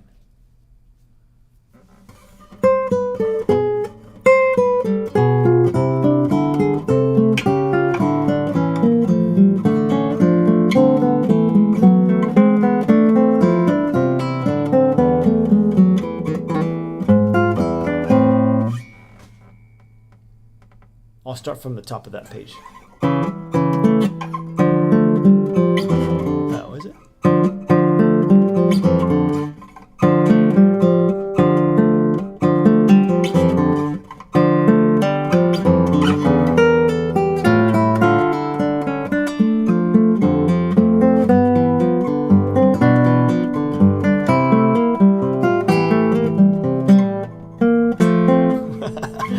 That's very dirty. Okay.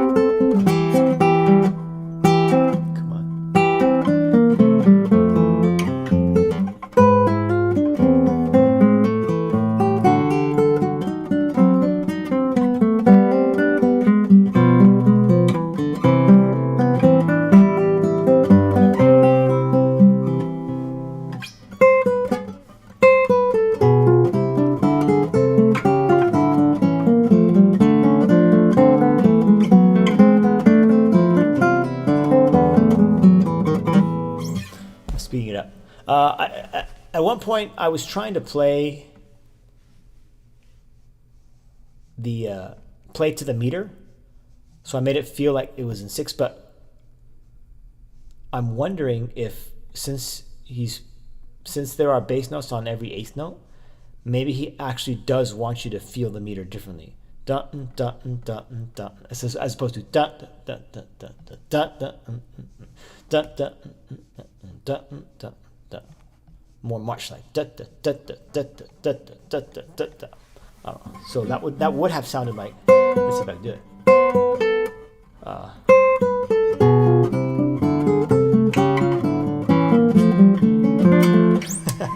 Let me slow that down.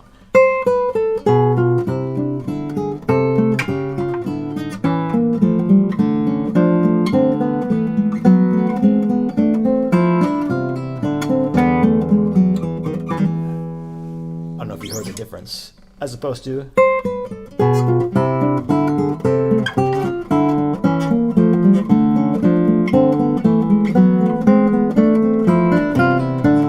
Which I feel like I've sort of ended up doing.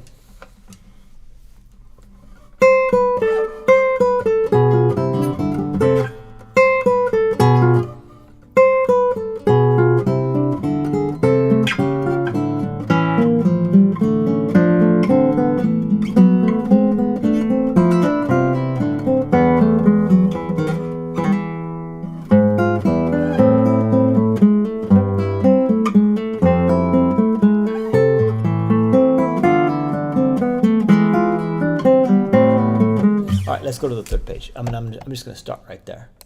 Let's close this window. Close that window. 2, oh, no. 2, 4, 2, 6, okay.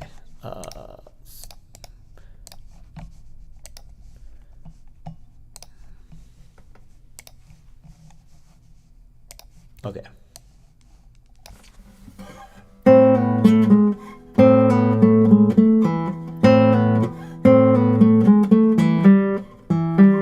I was using thumb for that E. Let's see.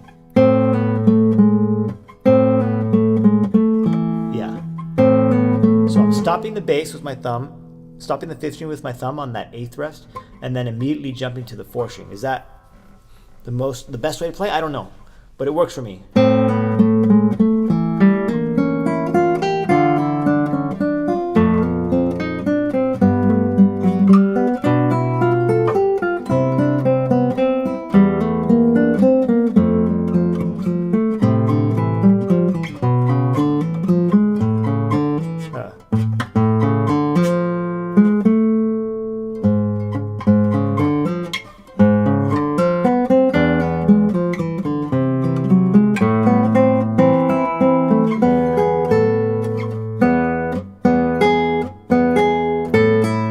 This B bothers me. A lot of times I don't mute it, and I probably should. This one right there. It just sticks out. All right, back to the measure 40.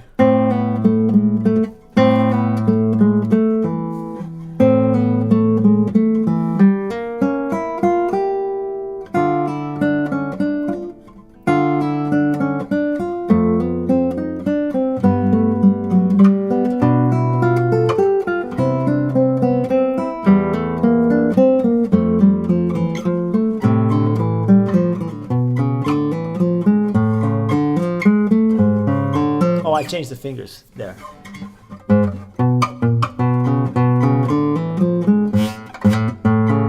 I do, so I changed this to a 3.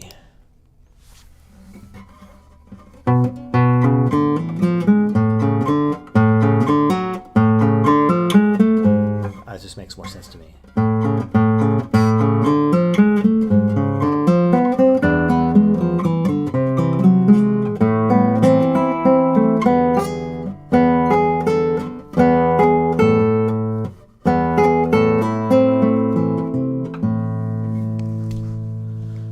That's pretty much it.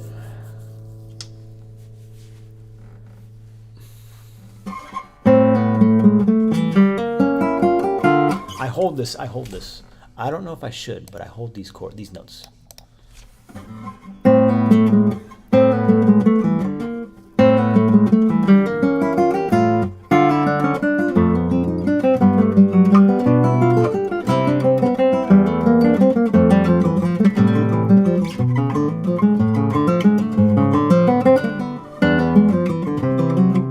It's very choppy.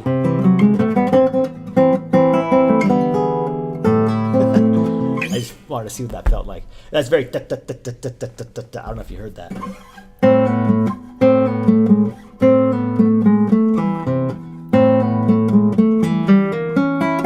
Oh no.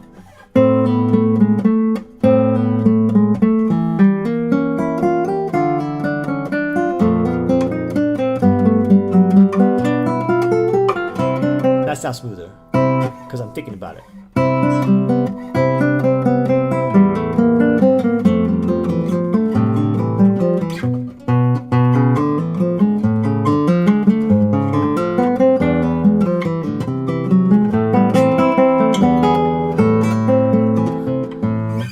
Got to work on the end there.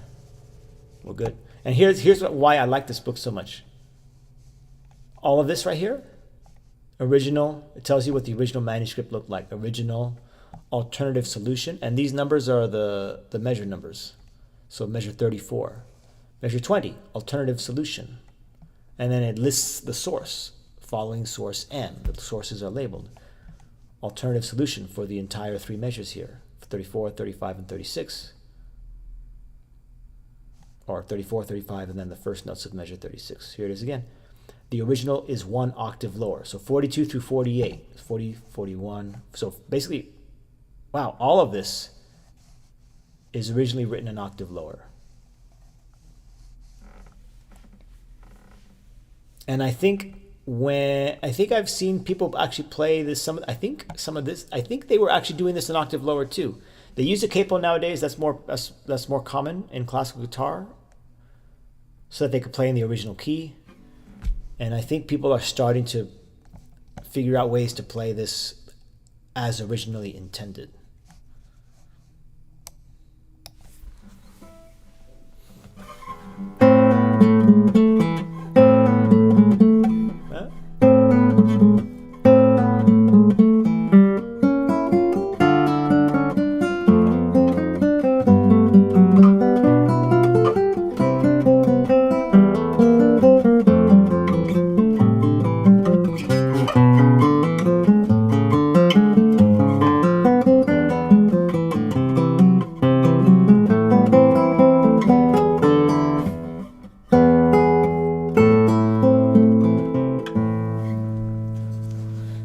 Guys, closing in on 2 hours. I probably shouldn't do much more than that.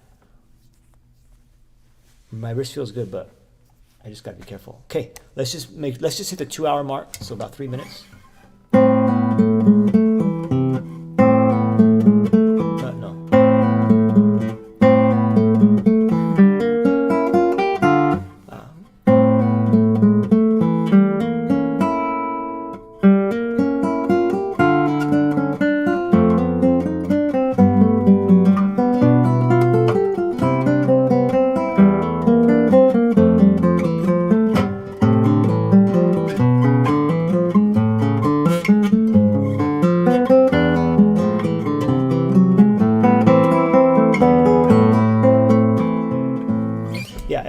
If I try and pay close attention to the legato, it will come out.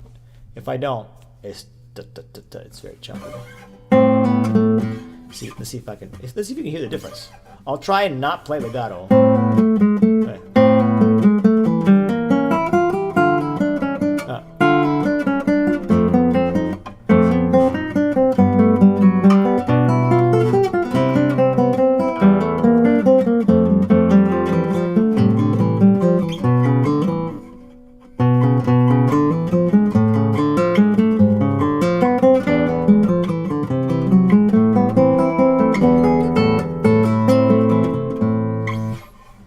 I try to make it obvious. I mean, I think that was obvious. So I'm going to do it again. I'll try and play it at the same tempo, and I'm going to try and keep everything as smooth as possible. Let's see if I can do it. See if I can do it so that you can hear it.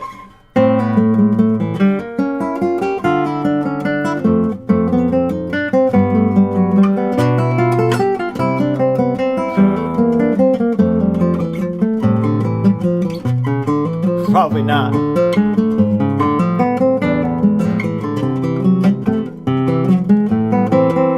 I think I should need to practice it more. I don't think I heard a difference. If I slow it down, probably.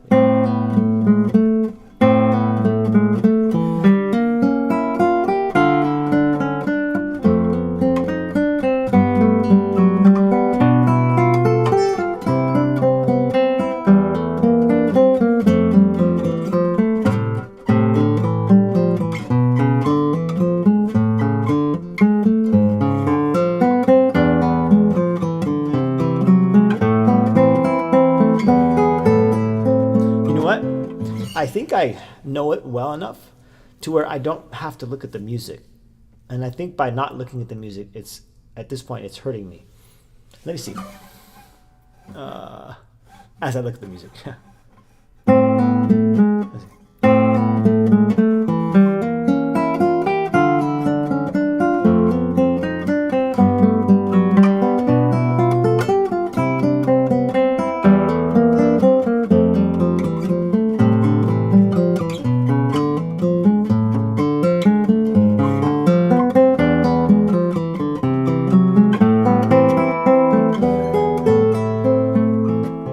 Definitely the cleanest, I think.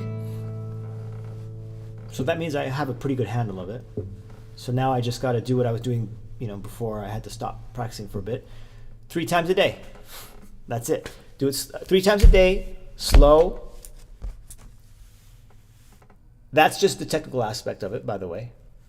And then start throwing in some musical elements to make it, ready for performance. Last time. Oh no.